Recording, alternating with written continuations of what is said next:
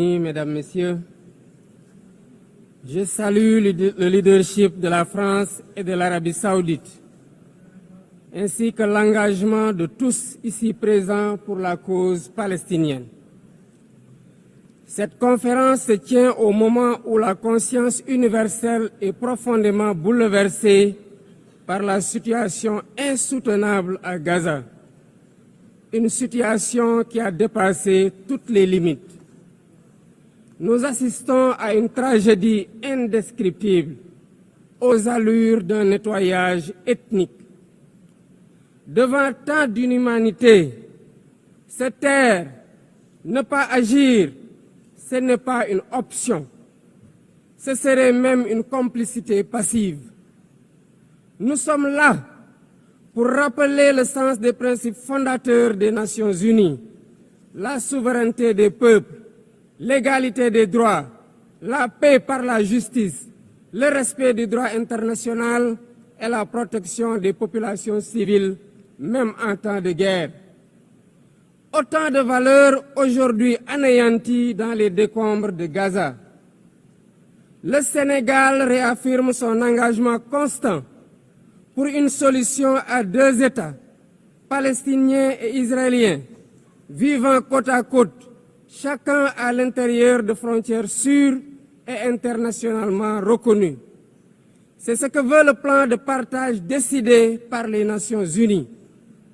C'est aussi une exigence de paix et de sécurité pour les peuples des deux pays, une exigence de justice, une exigence d'humanité.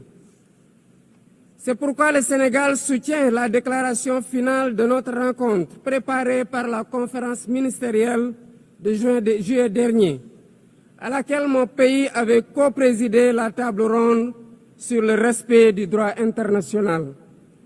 Pour faire la différence, nous devons ensemble envoyer un message clair.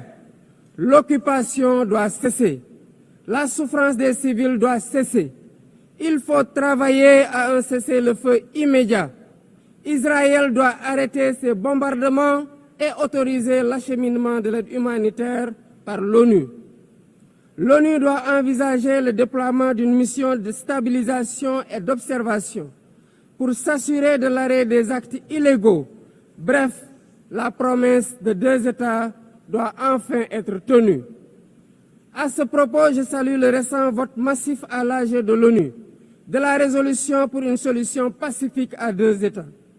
Le Sénégal salue aussi la décision historique des pays ayant décidé de reconnaître aujourd'hui l'État palestinien. Président du Comité pour l'exercice inaliénable des droits du peuple palestinien, le Sénégal continuera de s'associer à toute initiative visant à favoriser le retour à une paix durable en terre palestinienne.